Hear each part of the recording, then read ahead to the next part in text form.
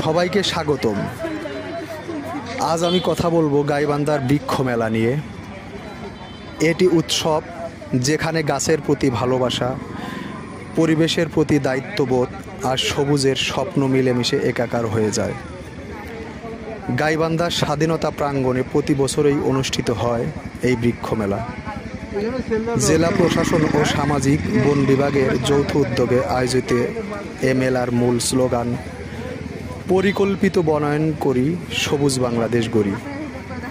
চলতি বছরে মেলাটি শুরু হয়েছে 11ই আগস্ট, চলবে একটানা এক সপ্তাহ, সকাল 10টা থেকে রাত 8টা পর্যন্ত।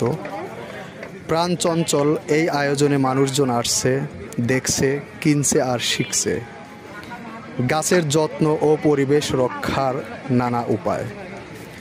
মেলার উদ্বোধন করেন জেলা প্রশাসক চৌধুরী মোয়াজ্জেম আহমদ। উদ্বোধনী অনুষ্ঠানে উপস্থিত ছিলেন সামাজিক বন বিভাগের কর্মকর্তা, কৃষি সম্প্রসারণ অধিদপ্তরের উপপরিচালক, পুলিশ সুপার সহ বিভিন্ন সরকারি বেসরকারি প্রতিষ্ঠানের প্রতিনিধিরা। যেখানে আলোচনা হয় গাছ লাগানোর উপকারিতা, জলবায়ু পরিবর্তন মোকাবেলায় বৃক্ষরোপণের ভূমিকা এবং আমাদের ভবিষ্যৎ প্রজন্মের জন্য সবুজ পরিবেশ রেখে যাওয়ার প্রয়োজনীয়তা নিয়ে। এই মেলায় মোট 45টি স্টল বসেছে। সরকারি বেসরকারি নার্সারি, কৃষি ও বন বিভাগের স্টল থেকে শুরু করে ব্যক্তিগত উদ্যোক্তাদের অংশগ্রহণে স্টলগুলো যেন সবুজে ভরা এক ক্ষুদ্র বাগান।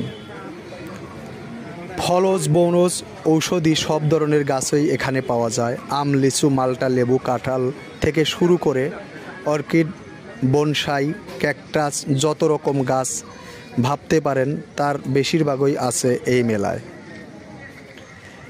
বিশেষভাবে চোখ পড়ে এক কর্মসূচি শিক্ষার্থীদের মধ্যে বিনামূল্যে চারা বিতরণ। মোট 200টি চারা দেওয়া হয়েছে 100 জন শিক্ষার্থীদের হাতে। এর মাধ্যমে শিশু কিশোরদের গাছের প্রতি ভালোবাসা জাগিয়ে তোলে এবং ছোট থেকেই তাদের পরিবেশ বান্ধব মানসিকতা গড়ে তোলারই এর উদ্দেশ্য।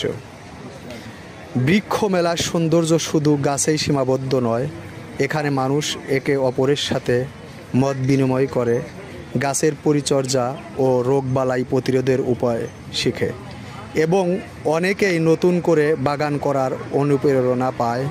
শিশুরা গাছের নাম, বৈজ্ঞানিক নাম, উপকারিতা শিখে মুগ্ধ হয়। বড়রা নিজের বাড়ি বা গ্রামে নতুন গাছ লাগানোর পরিকল্পনা নিয়ে ফেরে। এ ধরনের মেলা শুধু বিক্রির জন্য নয়, এটি একটি